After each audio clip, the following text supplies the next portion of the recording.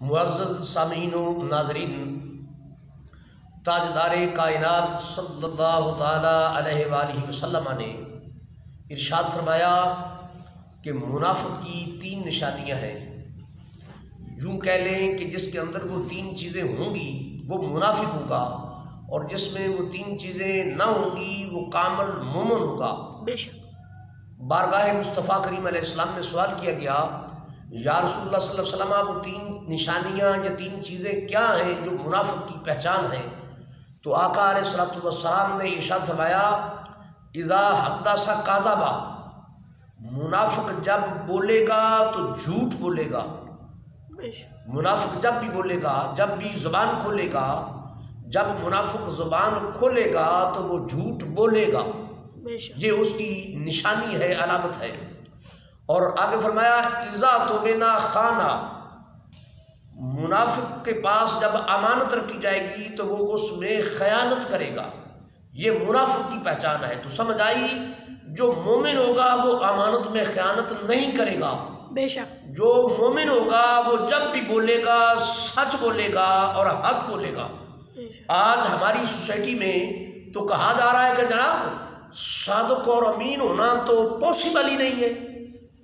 بالخصوص ہمارے ملک کے جو پولیٹیشنز ہیں وہ یہ کہہ رہے ہیں، میں مانگتا ہوں کہ صادق اور امین ہونا تو گویا ممکن ہی نہیں ہے۔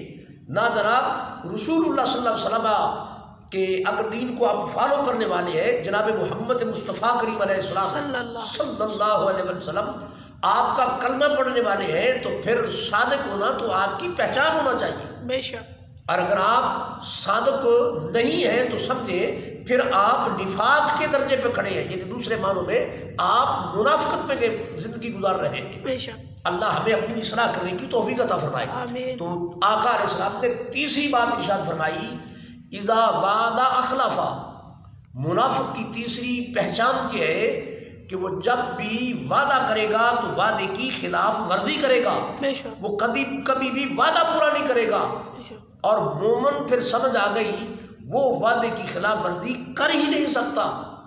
بے شک تاجدار کائنات صلی اللہ علیہ وسلم نے جس طرح اپنے حضرات صحابہ اکرام کی تربیت فرمائی، ان کو مینٹلی پریپیئر کیا، اس کی مثال آپ یوں سمجھ سکتے ہیں کہ ان کے اندر وعدے کی وفا کس درجے کی تھی۔ بے شک سیدنا فاروق اعظم رضی اللہ تعالیٰ عنہ، جن کی اسٹیٹ، جن کی ریاست مدینہ 22 لاکھ مربع میل تک ایکسٹینڈ ہو چکی تھی، بے شک ان کے امارت کے زمانے میں دمشق کے مضافات سے ایک علاقے کا گورنر گرفتار کیا گیا جنگ کے دوران، بے شک اور وہ چونکہ بہت مکار تھا، بہت شاطر تھا اور اسلام کے خلاف بے پناہ سازشیں کرتا تھا، وہ جب گرفتار ہوا تو اسے براہ راست مدینے بھیجا گیا بھی ان کو سیدنا فاروق اعظم رضی اللہ تعالیٰ عنہ خود اس کو قتل کریں اور واصل جہنم فرمائیں۔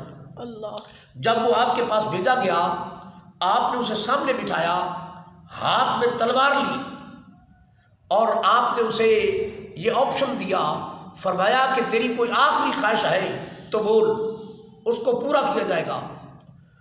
اس نے کچھ سوچا اور پھر کہا کہ جناب میری آخری خواہش یہ ہے کہ مجھے گلاب کا شربت پلایا جائے۔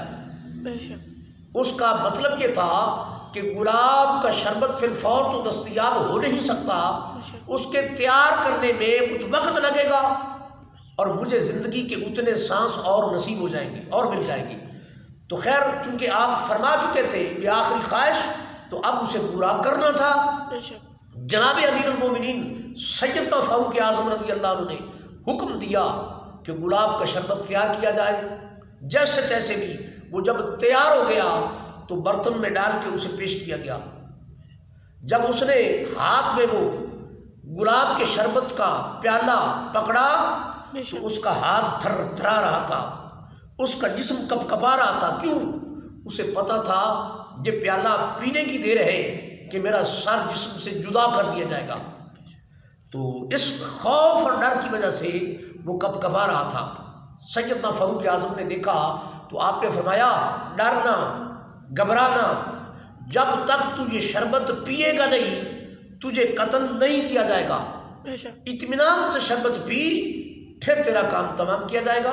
بے شک اور جب تک تو یہ نہیں پیے گا، ڈرنے کی تب تک ضرورت نہیں، تجھے قتل نہیں کیا جائے گا۔ بے شک جب اس نے یہ بات سنی تو کافر تو تھا ہی لیکن ذہین تھا، دور اندیش تھا۔ بے شک اس نے فی الفور وہ شربت والا پیالہ زمین پر پٹک دیا اور اس نے کہا کہ اے مسلمانوں کے امیر، جا، اب میں یہ شربت نہیں پیتا۔ فرمایا اب تو کیوں نہیں پیتا؟